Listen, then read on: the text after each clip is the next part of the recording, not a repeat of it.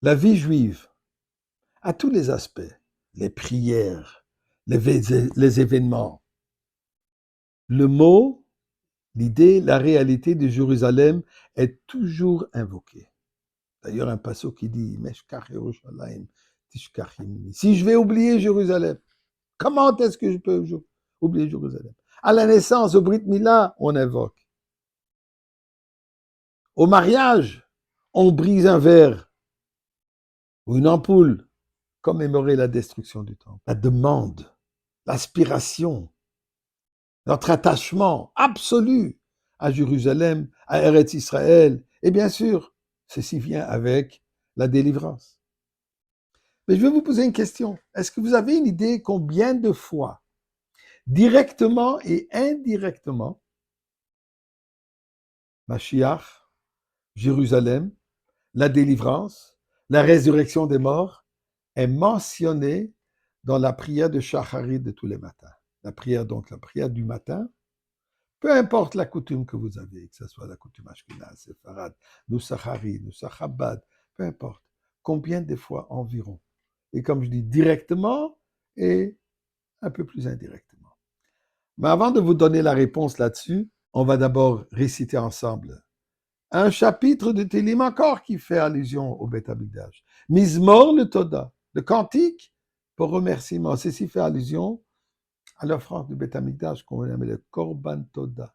Le Korban pour dire merci à Kadosh Baruch Hu. Alors nous remercions d'abord à Kadosh Baruch Hu pour tous les miracles et on prie pour la sécurité de nos soldats, le retour de nos otages et bien sûr la délivrance. Mizmor le Soida. הוריעו לאדוני כל הארץ עבדו עשה אדוני בשמחה בו לפניו ונונו. דעו כי אדוני אלוהינו אסון ולא אנחנו מבצע מריסה בו ישוע בסדר. חצורי סבסי להודו לברך שמו כי טוב ואדוני לעולם חסדוי וידוי ודור אמונוסוי. Et bien sûr nous donnons de la tzedaka pour la sécurité, pour la délivrance. La réponse que j'ai eue de mes élèves quand je leur ai donné ce petit travail à faire au séminaire de rechercher combien de fois Mashiach, la délivrance, Jérusalem, Beth Amikdash, la résurrection des morts est mentionnée dans la prière du matin, eh bien la réponse que j'ai eue, environ 400 fois. Et j'ai vérifié, effectivement, c'est juste. Je vous donne aussi un défi si vous voulez. Vérifiez à Mincha, c'est plus court. Combien de fois? Mais il y a certains qui sont vagues, il y a certains qui sont, bien sûr, directs, clairs. Par exemple, l'Amida.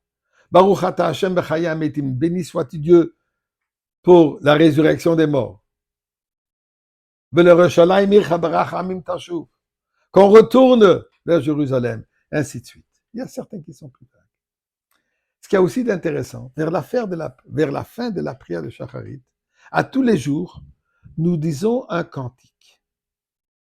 Mais ce cantique, il est introduit avec une relation directe avec le Beth Amikdash. Coutume Ashkenaz, ce matin, nous avons dit Hayom Yom Sheni Bashabbat. Aujourd'hui, nous sommes le deuxième jour de Shabbat, le deuxième jour de la semaine.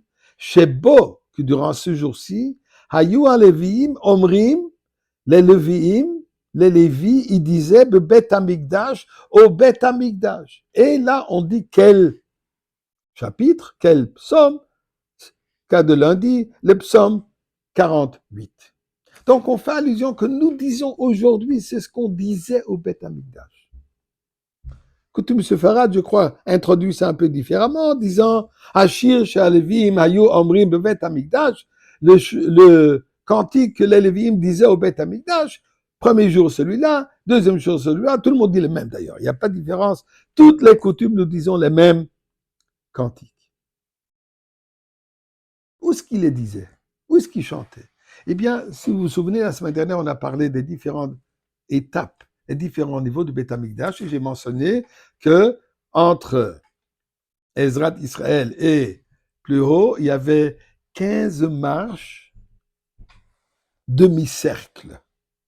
D'ailleurs, nous avons les 15 cantiques dans le Tehillim, Shir HaMa'alot, le cantique, le chant des marches. Ce sont ces 15 marches qu'il y avait dans le Beth Amikdash.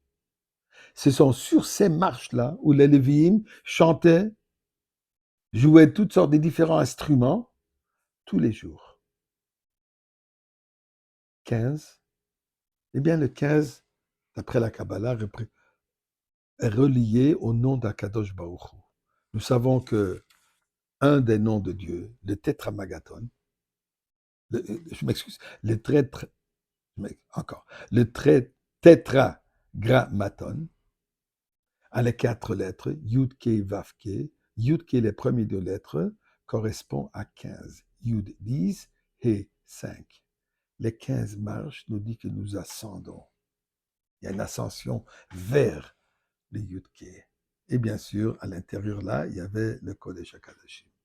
Alors, Ribono Shel Olam, on veut déjà grimper ces marches.